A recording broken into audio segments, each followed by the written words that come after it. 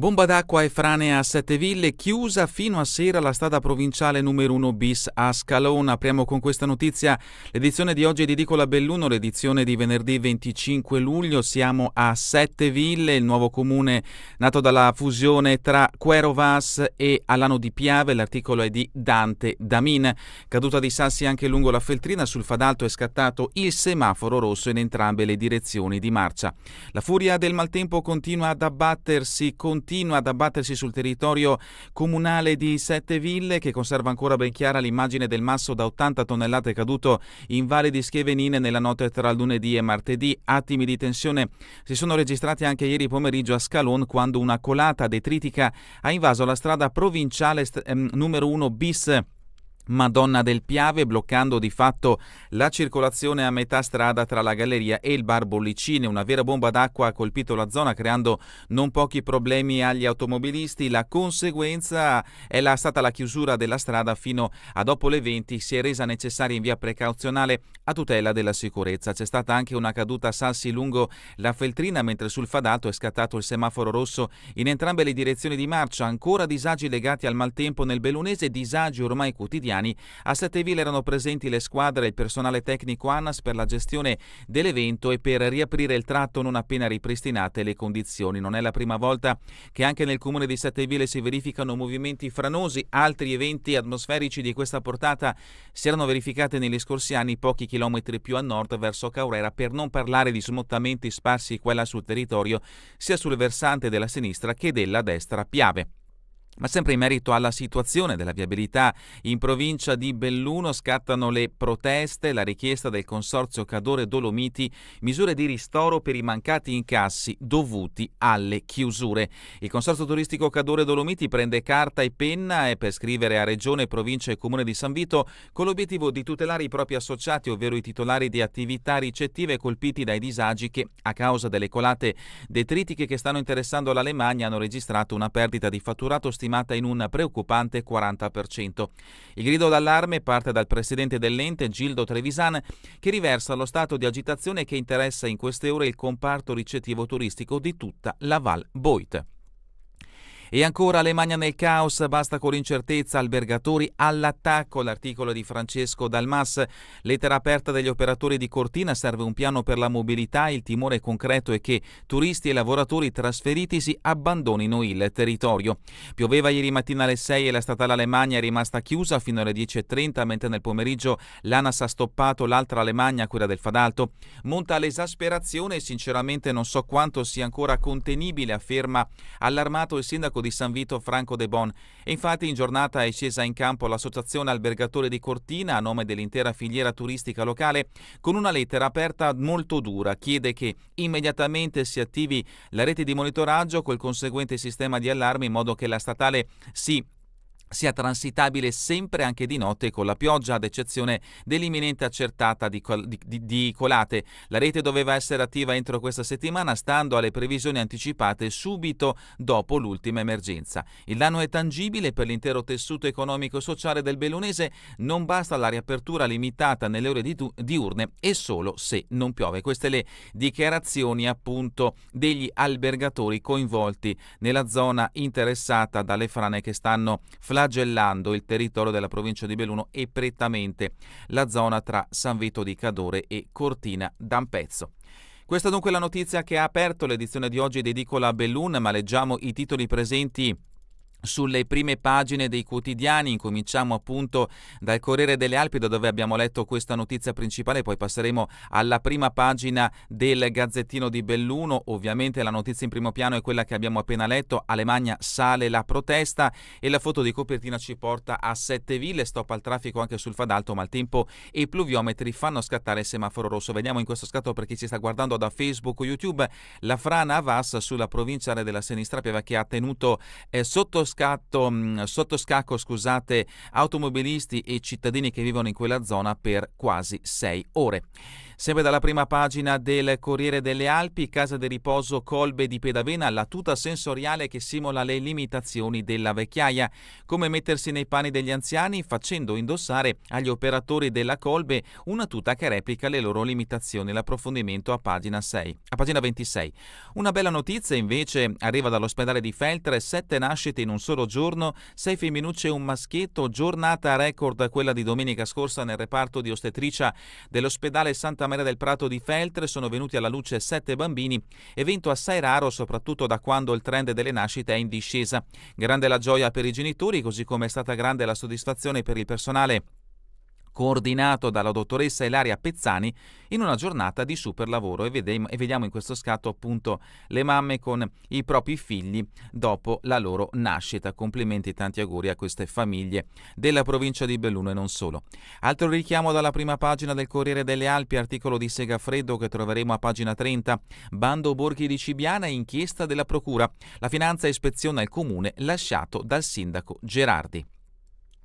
E sempre dalla provincia di Belluno e dal Veneto, occhialeria, l'export in flessione, preoccupati dall'effetto Trump. L'articolo di Vietina a pagina 15. Barbieri a pagina 14 invece firma questo articolo che ha un richiamo dalla prima pagina del Corriere delle Alpi. Benetton via la fase di rilancio con e-commerce e logistica. Passiamo adesso alla prima pagina del Gazzettino di Belluno. In questo caso la notizia in primo piano è quella trovata anche sul Corriere delle Alpi. Alemagna, la rabbia degli albergatori. Le continue chiusure della statale 51 stanno causando disagi enormi a operatori e turisti. Situazione non più tollerabile, un piano di emergenza deve esserci e deve essere all'altezza della nostra destinazione a costo di coinvolgere l'esercito. Cortina, escursionisti in difficoltà, raffica di interventi dalla Val Fiorentina alla Staulanza passando per le Tre Croci di Lavaredo, giornata di super lavoro per gli uomini del soccorso alpino alle prese con escursionisti bloccati su salti di roccia o stremati dalla fatica che hanno richiesto l'intervento di elicotteri o squadre di terra. L'articolo a pagina 11. E la foto di copertina, la bella notizia trovata anche sulla prima pagina del Corriere delle Alpi. Dal bene, il commissario dell'USL numero 1, premiata anche la qualità di ostetricia, 7 nati in 24 ore, giornata storica appunto.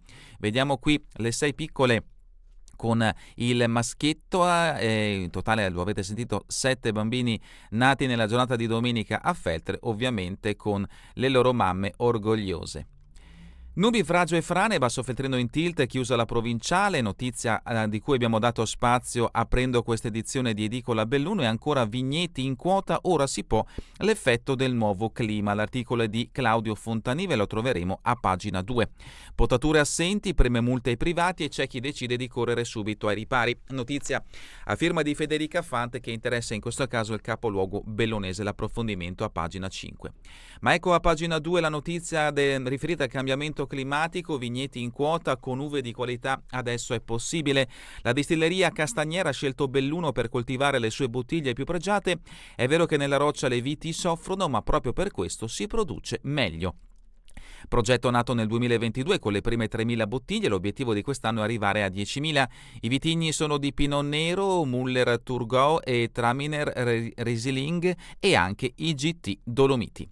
La storia, fiorisce anche una pianta esotica, i 700 metri di Comui come ai tropici e il banano di Radamonto fa i frutti. Restano piccole, non arrivano a completa maturazione, ma da qualche anno fruttificano. Ed ecco appunto qui il casco in versione minima, i frutti sono ben visibili sulla pianta, ancorché verdi, del resto a Sedico c'è un sole da montagna. E vediamo in questo scatto appunto Radamonto che è chi ha piantato questa pianta di banano.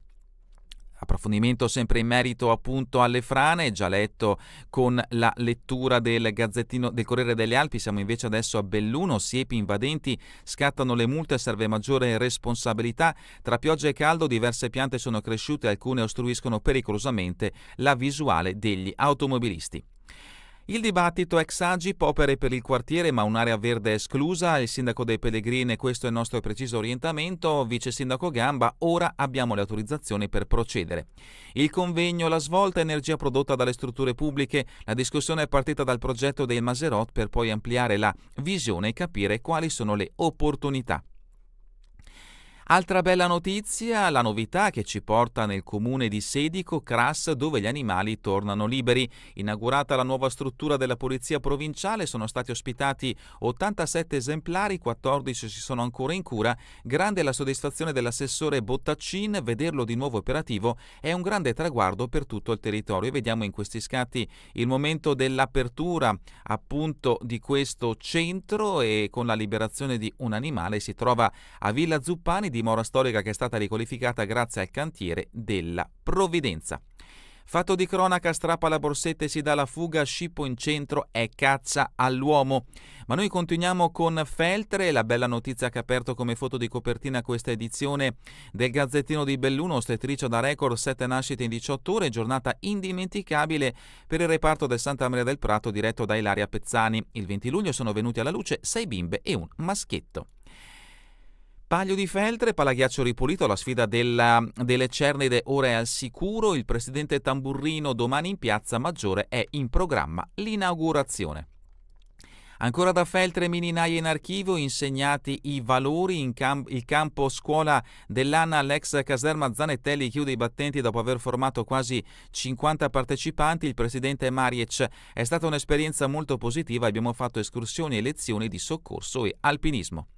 Feltre questa sera è Estate a Feltre con musica in centro dalle ore 21, e ancora da Feltre donazione del Sor Optimis al Centro del Libro Parlato, strumenti utili. Vediamo in questo scatto appunto le donazioni fatte al Centro Internazionale del Libro Parlato fondato nel 1983. Continua il dibattito invece sulla velocità dei motociclisti dei Centauri in provincia di Belluno, Val di Zoldo, moto a velocità folli, Zaia, ora basta. Il presidente della regione condanna i Centauri sfrenati, quello che accade sulle nostre Dolomiti è vergognoso. L'assessore Troi: facciamo controlli quando possiamo, ma vanno fatti dei ragionamenti a livello provinciale.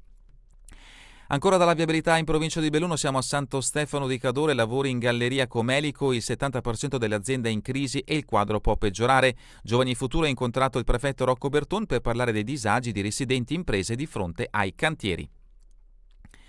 Continuiamo con Cortina, Alemagna, apri e chiudi, la rivolta degli albergatori è inaccettabile, l'associazione di categoria sui disagi ormai cronici legati alla viabilità della statale 51, serve un intervento risolutivo, i servizi del turismo non terminano alle 21 e centinaia di lavoratori affrontano viaggi anche di 4 ore. Cadore, il centro Parkinson è a secco, senza aiuti chiudiamo. APAB segue 72 pazienti in tutto il bellunese senza pesare sulle famiglie e il più giovane ha soltanto 43 anni. La cassa si sta svuotando e se non arriveranno nuove risorse a fine settembre si rischia la sospensione dei servizi offerti gratuitamente. È l'amara constatazione che Jenny Pozzato dell'APAB, l'associazione Parkinson Alto Bellunese, fondata da poco più di un anno, è costretta a fare, eppure con i tanti amici e volontari non si è mai fermata e ha allargato il raggio di azione e la sensibilizzazione per oltre i confini del Cadore, dove è partita. Passiamo allo sport. Dolomiti top manager in società, Manfredi Ravetto, veronese, già team principale in Formula 1, entra nella compagine. Porto entusiasmo ed esperienza. Bella notizia in questo caso che interessa la squadra passata in Serie C, la squadra bellunese, la Dolomiti Bellunesi. E a proposito di Dolomiti Bellunesi, Cossalter, lussazione alla spalla, rischio intervento e stop di 2 mesi. Il difensore Alcides torna sul test col Venezia, è stato positivo, ma dobbiamo lavorare sulla fase difensiva. E con questa notizia è davvero tutto per l'edizione di oggi di Edicola Belluno. Vi ricordo che torneremo in replica questa sera via streaming alle 20, domani mattina all'1, ora locale italiana. A voi tutti un buon proseguimento di giornata in compagnia come sempre di Radio ABM, la web radio dell'Associazione Bellunesi nel Mondo.